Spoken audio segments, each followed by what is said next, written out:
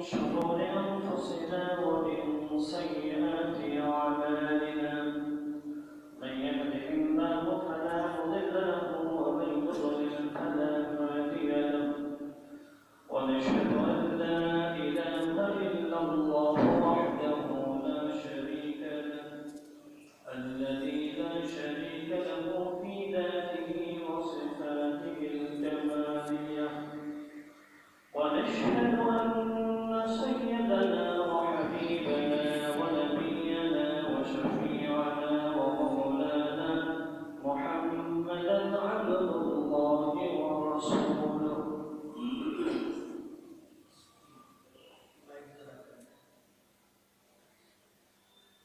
الذي أرسله بالحق بشيرا ونذيرا وداعيا إلى الله بإذنه وسراجا منيرا فقد قال الله تعالى في كلامه المجيد والفرقانه الحميد أعوذ بالله من الشيطان الرجيم بسم الله الرحمن الرحيم اتل ما أوحي إليك من الكتاب وأقم الصلاة إن الصلاة تنهى عن الفحشاء والمنكر صدق الله المولانا العظيم وصدق رسوله النبي الكريم ونحن على ذلك من الشاهدين والشاكرين والحمد لله رب العالمين إن الله وملائكته يصلون على النبي يا أيها الذين آمنوا صلوا عليه وسلموا تسليما اللهم صل على سيدنا مولانا محمد سيدنا مولانا اللهم صل على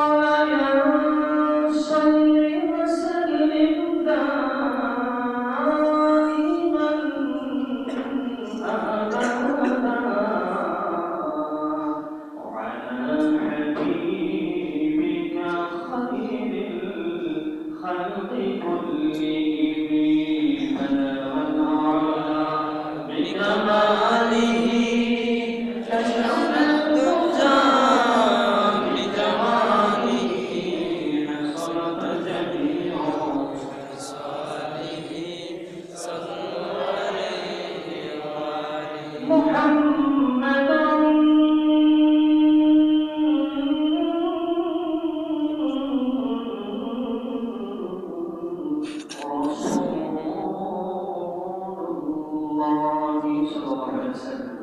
ختم الله به النبوة وحكم أن لا نبي بعده بلغ العلا بكماله كشف الدجى بجماله حسنت جميع خصاله صلوا عليه وآله সম্মানিত মুসলিমান কিরাম, সকলকে অন্তরের অন্তঃস্থল থেকে জ্ঞাপন করছি মুবারক সমস্ত হামদ এবং সালাম সেই আল্লাহ পাকের জন্য, যিনি তার কতিপয় বান্দাদেরকে নির্বাচন করেছেন তার মসজিদে তার ঘরে এসে জুমআ নামাজ আদায় করার জন্য। আসুন সেই জন্য তার সুমহান দরবারে আলিয়াতে শুকরিয়া জ্ঞাপনার্থে অন্তরের অন্তঃস্থল থেকে সবটুকু আবেগ ভালোবাসা এবং উচ্ছ্বাসকে একত্রিত করে তারা কণ্ঠে বলি আলহামদুলিল্লাহ আলহামদুলিল্লাহ।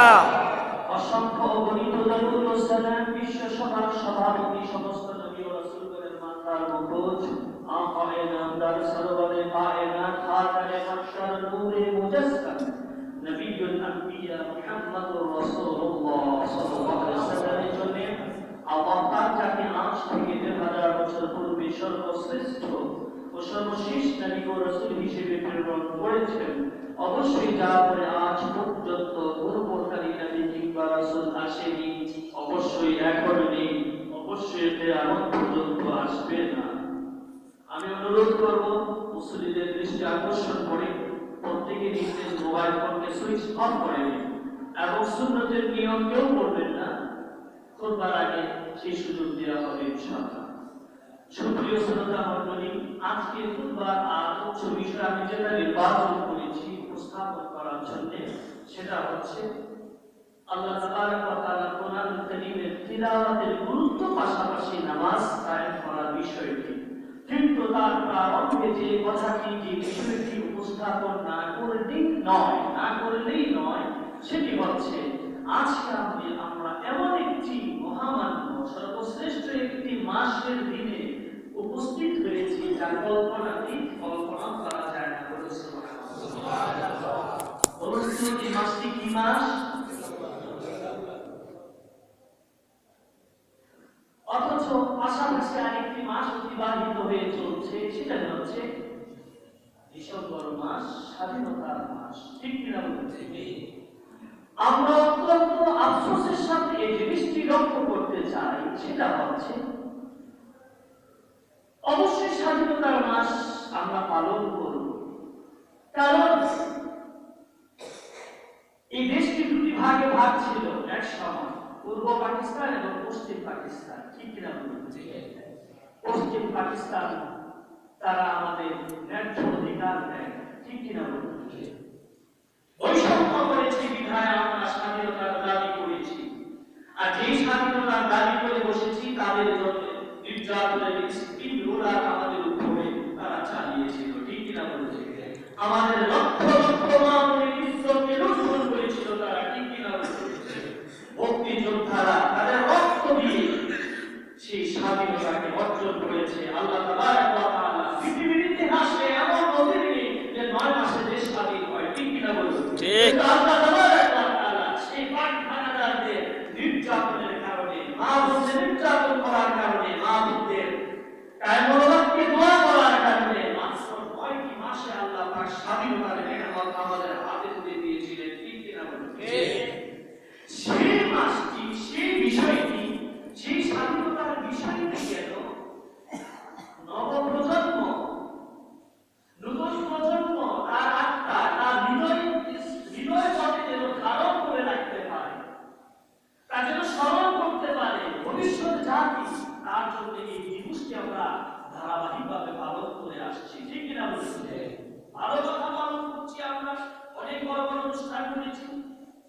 কিন্তু আরবি যে মাসটি যাচ্ছে সেটা হচ্ছে সর্বশ্রেষ্ঠ মাস। বলুন না সুবহানাল্লাহ। এই মাসটিতে আমরা কি করলাম?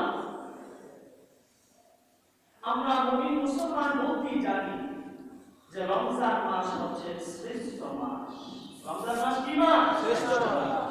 শ্রেষ্ঠ শব্দের একটি বিশেষণ, শ্রেষ্ঠ একটি বিশেষণ।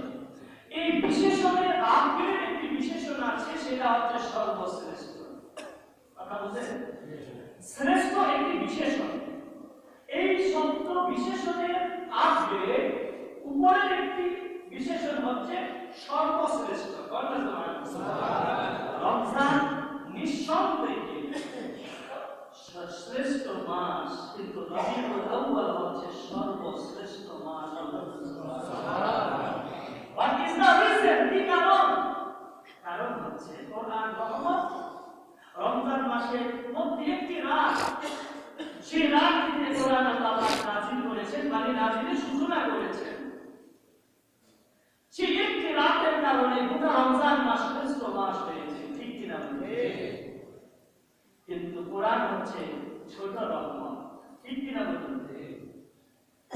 কোরআন কেবলমাত্র মুসলমানের জন্য রহমত, গোটা মানব জাতির জন্য। কথা খেয়াল করবেন, গোটা মানব জাতির জন্য কোরআন হচ্ছে পথ প্রদর্শক। গোটা মানব জাতির জন্য কোরআন কি? পথ প্রদর্শক, রহমত নয়। রহমত হচ্ছে কেবলমাত্র মুসলমানের জন্য। আল্লাহ পাক সেই কথাটি বলেছেন, وَنَزَّلْنَا عَلَيْكَ الْكِتَابَ تِبْيَانًا لِكُلِّ شَيْءٍ هُدًى وَرَحْمَةً وَبُشْرَى لِلْمُسْلِمِينَ। সুবহানাল্লাহ। আল্লাহ পাক হাবিবকে বলছেন, ও বন্ধু আমার, হাবিব আমার, আপনার উপরে যে কিতাব কোরআনকে আমি নাযিল করেছি সেটা হচ্ছে সকল সমস্যার সমাধান। সুবহানাল্লাহ। হুদা ওয়া রাহমাতুন ওয়া বুশরা লিল মুসলিমিন। এবং শুধুমাত্র মুসলমানদের জন্য এই কোরআন হচ্ছে পথ প্রদর্শক, রহমত এবং শুভ সংবাদের বাহন। সুবহানাল্লাহ। তাহলে কোরআন রহমত, কিন্তু শুধু মুসলমানের জন্য। কার জন্য? কিন্তু বড় রহমত কোনটা? আল্লাহ পাক বলে দিয়েছেন,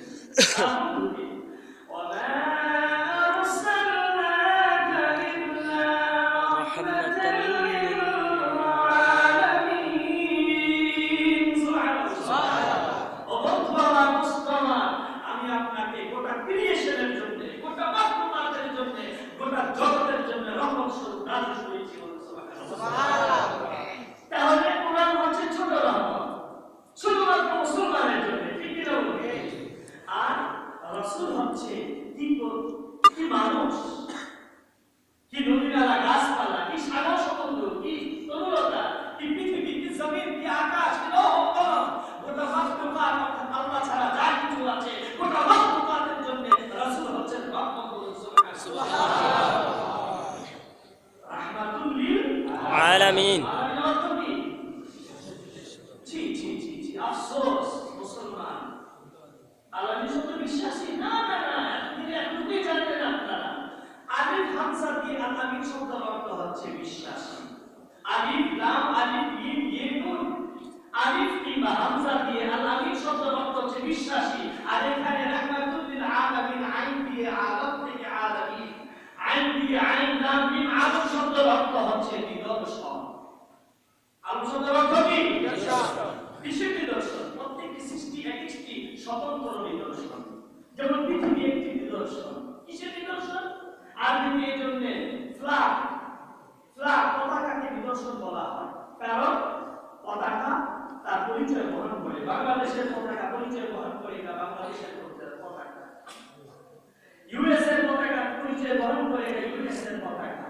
ঠিক প্রত্যেকটি মাখলুকাত থেকে যে আল্লাহ অর্থাৎ জমিন সাক্ষ্য দেয় আমাকে সৃষ্টি করেছে একজন, তিনি আল্লাহ, এবং তিনি এক, দুই নয়। সূর্য সাক্ষী দেয় আমাকে সৃষ্টি করেছে আল্লাহ পাক, আমি যে অক্ষে কিংবা কক্ষে ঘূর্ণায়মান এটা ঘোরাচ্ছেন একজন, তিনি আল্লাহ। তো প্রত্যেকটি সৃষ্টি এক আল্লাহ সাক্ষ্য দেয়। বিদায় প্রত্যেকটি সৃষ্টি এক একটি আলাম। প্রত্যেকটি সৃষ্টি কি?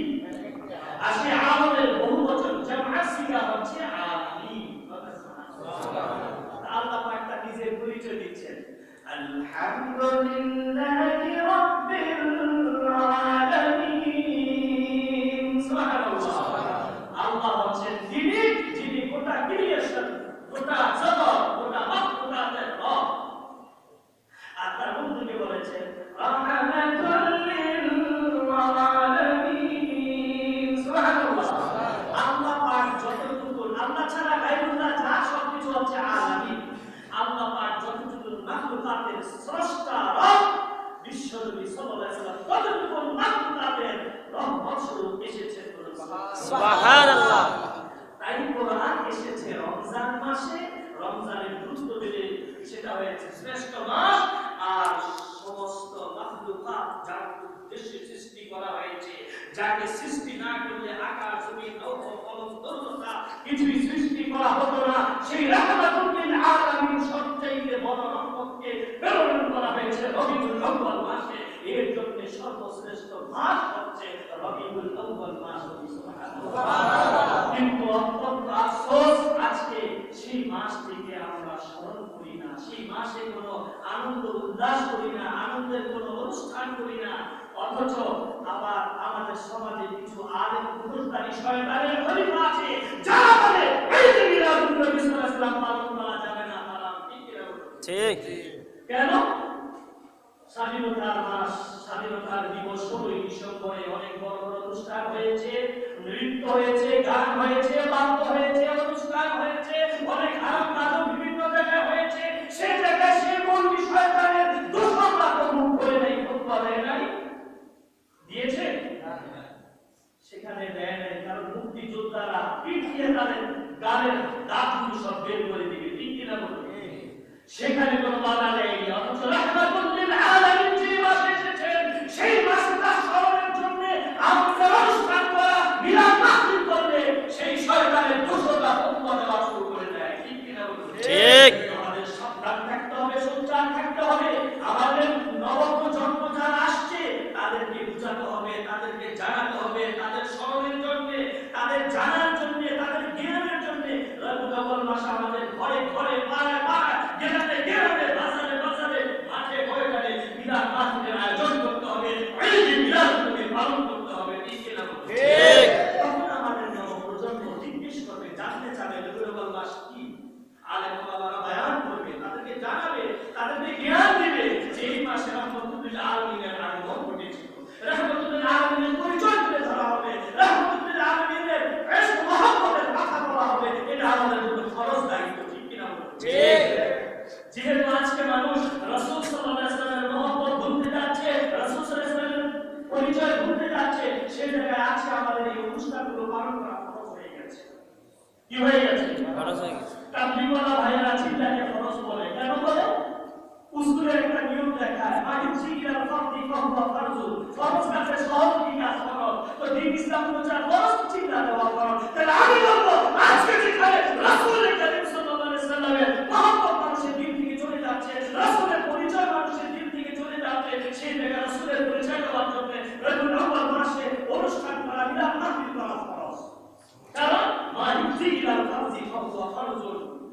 ফরজ কাজের সহযোগী কাজ হচ্ছে ফরজ, সেই ক্ষেত্রে রবিউল আউয়াল মাসে অনুষ্ঠান করা ফরজ কাজ। ঠিক কিনা? ঠিক। যারা ফতোয়াবাজি করতে আসবে তাদেরকে গ্রাম থেকে, এলাকা থেকে জুতো দিয়ে পেঁচিয়ে পরিষ্কার করে দিবেন এবং ঘরে ঘরে, মহল্লায় মহল্লায়, মাঠে ঘাটে মাহফিলের আয়োজন করবেন, মিলাদ মাহফিলের আয়োজন করবেন, ঈদ মিলাদুন্নবী সাল্লাল্লাহু আলাইহি ওয়াসাল্লাম পালন করবেন। পারবেন ইনশাআল্লাহ? ইনশাআল্লাহ। আমার ভূমিকা এখানেই শেষ। খুতবার আরো যে বিষয় আল্লাহ তাবারাক ওয়া তাআলা কোরআনুল কারীমে বলছেন, "ওয়াতলু মা উহিয়া ইলাইকা মিনাল কিতাবি ওয়া আকিমিস সালাত, ইন্নাস সালাতা তানহা আনিল ফাহশাই ওয়াল মুনকার।" সুবহানাল্লাহ। আমার আল্লাহ তাবারাক ওয়া তাআলা আজ থেকে ১,৫০০ বছর পূর্বে তার আপন দোস্ত তার বন্ধু সাল্লাল্লাহু আলাইহি ওয়াসাল্লামকে বলছেন, "ওয়াতলু মা উহিয়া ইলাইকা মিনাল কিতাব।" ও আমার বন্ধু, আপনার উপরে আমি যে কোরআন ওহী করেছি, নাযিল করেছি, তা আপনি বেশি বেশি তেলাওয়াত করুন। সুবহানাল্লাহ। এই আয়াত দালালাত পেশ করে, এই আয়াতের দ্বারা এই ইঙ্গিত বহন করে যে কোরআন তেলাওয়াত করা মুমিন মুসলমানের জন্য কতটুকু গুরুত্বপূর্ণ। কারণ যে আখিরি নবী সাল্লাল্লাহু আলাইহি ওয়াসাল্লামের উপরে আল্লাহ পাক 30 পারা কোরআনকে নাযিল করেছেন। যার উপরে কোরআন অবতীর্ণ করেছেন তাকে বলেছেন বেশি বেশি তেলাওয়াত করার জন্য। সুবহানাল্লাহ সুবহানাল্লাহ। তাহলে আমরা মুমিন মুসলমান যারা মুসলমান দাবিদার মুমিন দাবিদার আমাদের জন্য কোরআনের তিলাওয়াত কতটাই গুরুত্ব বহন করে চিন্তা করা যায়। কিন্তু আফসোস আজকে কোরআনের তিলাওয়াত কত কোথায় আমরা। আমাদের মুরব্বিরা যখন রাস্তায় আগে হাঁটতেন, আজ থেকে 20 বছর 50 বছর আগে ঘরের পাশ দিয়ে হেঁটে গেলে রাস্তা দিয়ে ঘরের ভিতর থেকে গুনগুন কোরআনের তিলাওয়াতের আওয়াজ ভেসে আসতো, ঠিক না বলুন? আর আজকে নৃত্যের আওয়াজ, নাটকের আওয়াজ, গান বাদ্যের আওয়াজ ঘর থেকে বেরিয়ে আসছে, ঠিক না বলুন? আযাব গজব আসবে না, বিপদ কি আসবে না? আল্লাহ পাক তো 10,000 বছর পূর্বে ঘোষণা দিয়েছেন, লাইন শাকারাতুম লাযীদান্নাকুম ওয়া লাইন কাফারতুম ইন্না আযাবী লাশাদীদ। ও বান্দারা, আমি যে তোমাদেরকে রিজিক, আলো, বাতাস দিয়ে বাঁচিয়ে রেখেছি, এই নিয়ামতের শুকরিয়া যদি তোমরা আদায় করো, আমি আমার নিয়ামতকে বহু গুণে বৃদ্ধি করে দেব। সুবহানাল্লাহ। আর সেটা কিভাবে নিয়ামতের শুকরিয়া আদায় করতে হবে? তার দাসত্বের মাধ্যমে, তার গোলামীর মাধ্যমে, কোরআন তিলাওয়াতের মাধ্যমে, জিকিরের মাধ্যমে, মুস্তাহাব ইবাদাতের আমল করার মাধ্যমে তার শুকরিয়া আদায় করতে হবে, ঠিক কি না বলতে? আবার পাশাপাশি বলে দিয়েছেন ওয়ালাইন কাফারতুম ইন্না আযাবী লাশাদীদ।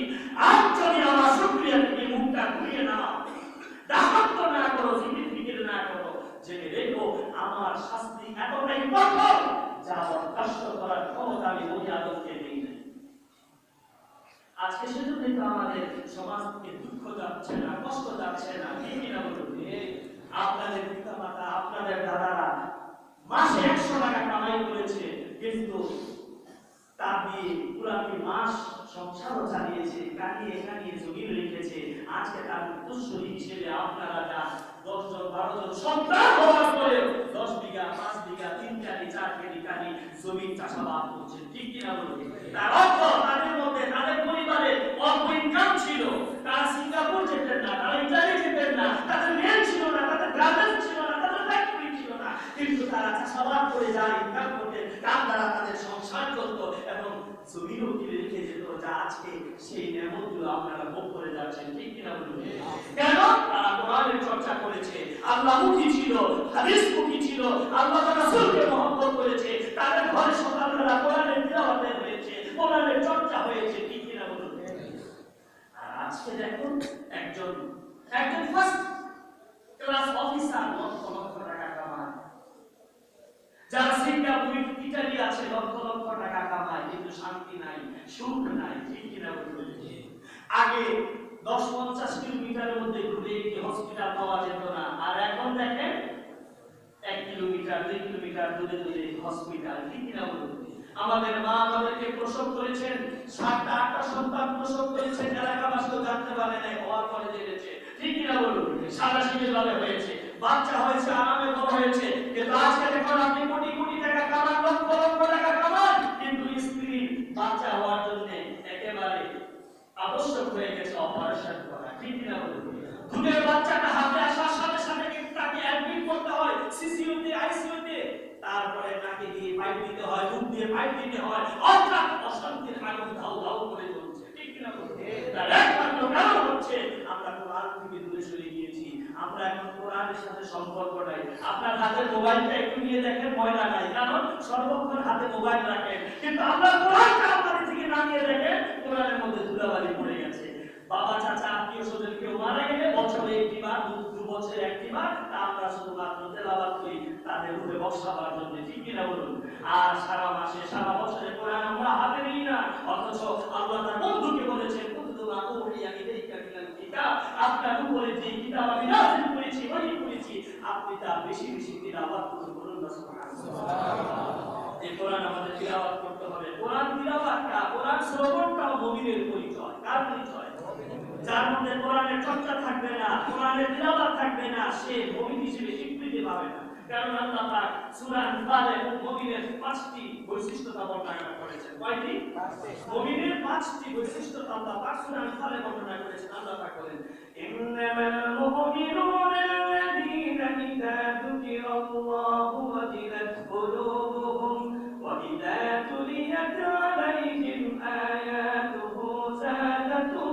إيمانا وعلى ربهم يتوكلون سبحان الله আল্লাহ পাক বলেন নিশ্চয়ই প্রকৃত মুমিন তো কেবল সেই ইদা যুকিরাল্লাহ ওয়াজিলাত কুলুবুহুম আই খাফাত কুলুবুহুম বিখাশিয়াতিল্লাহ প্রকৃত মুমিন তো সে ব্যক্তি আল্লাহর জিকিরে আল্লাহর স্মরণে যার হৃদয়টা ভীত সন্ত্রস্ত হয়ে যায় আল্লাহর ভয়ে প্রকম্পিত হয়ে যায় সুবহানাল্লাহ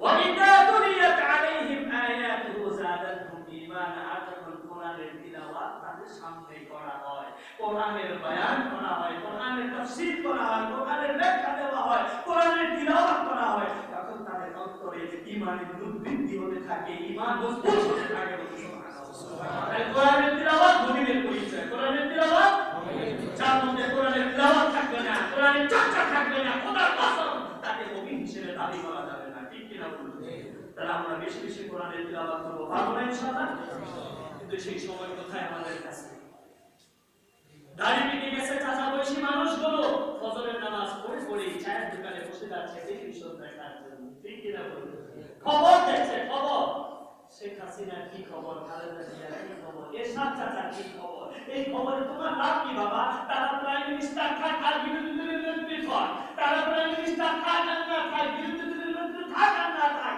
তাদের সন্তানেরা আমেরিকা ইউরোপ জার্মানির রাজপথে বিএমডব্লিউ লেক্সাস এমার 4 কোটি 5 কোটি গাড়ি হাঁটাচ্ছে ঠিক কি না বলুন তাদের সন্তানেরা অক্সফোর্ড এবং ক্যামব্রিজে পড়াশোনা করছে ঠিক কি না বলুন আর তুমি তো চাষীর সন্তান চাষী থেকে যাচ্ছ রিকশা চালকের সন্তান রিকশা চালকের থেকে যাচ্ছ তাদের মন্ত্রী প্রধানমন্ত্রী হওয়ার দ্বারা তোমার ভাগ্যের কোনো পরিবর্তন তো সেই খবরের দরকার কি দমটা বন্ধ হওয়ার সাথে সাথে চলে যাবা 3 হাত মাটির নিচে তখন আর কোনো মন্ত্রী প্রধানমন্ত্রী কোনো সরকার নেতা নেত্রী কিছুই কাজে আসবে না তখন প্রশ্ন করা হবে কোরআনের চর্চা করেছিলে কোরআন পড়েছিলে কোরআন অনুযায়ী জীবন গঠন করেছিলে সম্মুখীন হতে হবে বন্ধুরা সাবধান করে দিচ্ছি সব ভৌতবাদী বাদ দিয়ে কোরআনের পথে চলে আসেন হাদিসের পথে চলে আসেন আল্লাহর সাথে মহব্বত করুন রাসূলের সাথে ভালোবাসা স্থাপন করুন মসজিদ মুখী হয়ে যান মাদ্রাসা মুখী হয়ে যান পাবেন ইনশাআল্লাহ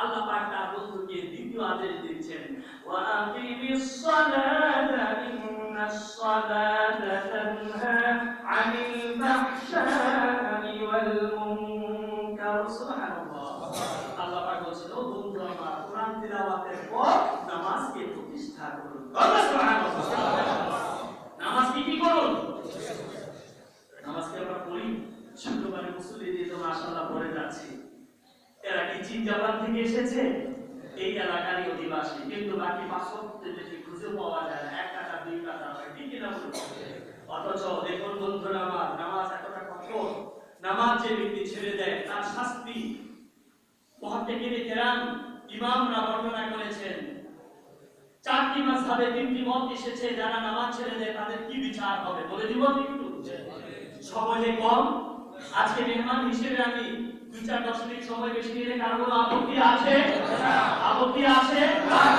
হাতটা দেখান আমাকে আল্লাহ পাক যেন কবুল মঞ্জুর করে বলেন আল্লাহুম্মা আমিন দেখুন নামাজ যে ব্যক্তি তরক করবে তার ইসলামী শরীয়তে কাজী খানের বিষয়গুলো এসেছে ফতোয়া শামিতে এসেছে কাজী খানে খুব বিস্তারিত এসেছে ইমাম হাম্বলের মত ইন্না তারিকা সালাত ইউকাফার ওয়া ইউক্তাল মুরতাদ্দা যে ব্যক্তি তারিকুস সালাত নামাজ ছেড়ে দেয় ইমাম হাম্বলের মতে তাকে কতল করা হবে এবং কাফের বলা হবে হদ হিসাবে নয় মুরতাদ হিসেবে যে ব্যক্তি তারিকুস সালাত তাকে কাফের বলা হবে এবং কতল করা হবে মুরতাদ হিসেবে অর্থাৎ তার কাফনও হবে না জানাজার নামাজও হবে না গোসলও হবে না এমনি মাটিতে পুঁতে রাখতে হবে খারাপ লাগলো লাগে কি করা সত্য তো বলতেই হবে আর হক তো বলুন সত্য তিক্ত তা সত্য বলতে হবে যদি পিতা লাগে ঠিক কি না বলুন ইমাম মালিক এবং শাফি এই দুই মাযহাবে একমত হাম্বলের একমত আর মালিক শাফির একমত দুইজনের একমত হচ্ছে যে ব্যক্তি নামাজ তরক করবে তারিকুস সালাত তাকে কাফের বলা হবে না কিন্তু কতল করা হবে হদ হিসেবে হদ মুরতাদ হিসেবে নয় তাকে কাফের বলা হবে না শাস্তি হিসেবে তাকে কতল করা হবে তার গোসল হবে কাফর হবে নামাজ হবে দাফন হবে। তিন মাযহাবের দুই মত গেল। তিন মাযহাবের কয় মত? এখন বাকি রইল কারটা? হ্যাঁ, ইমাম আবু হানিফা আমাদের, ঠিক কিনা বলুন? ইমাম আবু হানিফার মতকে সৌদি গভর্নমেন্ট তাদের শরিয়া বোর্ডে গ্রহণ করেছে, যেহেতু সহজ। সুবহানাল্লাহ। অনেক আহম্মক আছে বলে সৌদিতে মাযহাব নাই, আর ইমাম আবু হানিফার মাযহাবটাই গ্রহণ করেছে সৌদি সরকার এই ক্ষেত্রে, নামাজের এই মাসআলার ক্ষেত্রে, যেহেতু সহজ। ইমাম আবু হানিফার মত হচ্ছে যে ব্যক্তি নামাজ তরক করে তাকে কাফেরও বলা হবে না এবং তাকে কতলও করা হবে না, তবে যদি ইসলামী শাসন ব্যবস্থা থাকে তাকে অ্যারেস্ট করা হবে, বন্দী করা হবে, কয়েদ করা হবে কয়েদখানায়, এবং প্রতি ওয়াক্ত নামাজ তরক করার জন্য 5টি করে 5 ওয়াক্তের জন্য 25টি বেত্রা ঘাত করতে হবে, যতদিন পর্যন্ত না সে নামাজ শুরু করেছে। যখন সে নামাজ শুরু করবে তাকে তখন মুক্তি দেওয়া হবে। সুবহানাল্লাহ। হাদিসে এসেছে মান তারাকা সালাতা মুতাআম্মিদান ফাকাদ কাফারা, ইচ্ছা করে যে ব্যক্তি নামাজ ছেড়ে দিল সে হলো কুফরি করলো। আজকে সেই নামাজের গুরুত্ব আমাদের মধ্যে নেই, ঠিক কিনা বলুন? আবার টিটকারি দেওয়া হয়, যদি বলি কি ভাই নামাজ পড়ো না, তো হুজুর নামাজ না পড়লে কি হবে, ঈমান ঠিক আছে। আরে বেটা বেঈমান হয়ে বসে আছে, ঈমান কোথায় ঠিক আছে? ঈমান কি এমন কোনো বস্তু নাকি ইতালি থেকে এসেছে এক পর্দা কিনে পকেটে রেখে দিয়েছো? না, ঈমান থাকে হৃদয়ে, ঠিক কিনা বলুন? আল্লাহ তাআলা রাসূলকে যে মানবে, তার কথা যে মানবে, তার নিষেধকে যারা বর্জন করবে, তারাই হচ্ছে প্রকৃত মুমিন, ঠিক কিনা বলুন?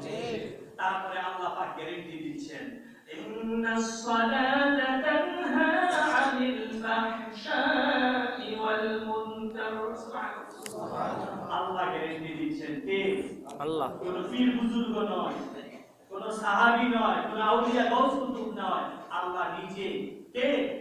আল্লাহ নিজে গ্যারান্টি দিচ্ছেন, নিশ্চয়ই প্রকৃত নামাজি, প্রকৃত নামাজের নামাজ থাকে সমস্ত অশ্লীলতা, পঙ্কিলতা, পাপাচার, মিথ্যা, গুনাহ থেকে রক্ষা করবে। সুবহানাল্লাহ। এটা আল্লাহ